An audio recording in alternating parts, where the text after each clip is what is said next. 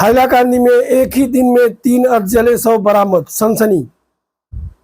जिले के भजंतीपुर, मोहनपुर और अब्दुल्लापुर में एक ही दिन में 3 अर्धजले और कंकालनुमा शव मिलने से हड़कंप मच गया।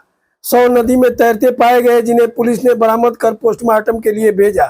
शवों की हालत सड़ी गली है और पहचान नहीं हो सकी है। आशंका है कि शव बहकर आए हैं। पुलिस ने जांच शुरू कर दी है और इलाके में निगरानी बढ़ा दी गई है। Hello hello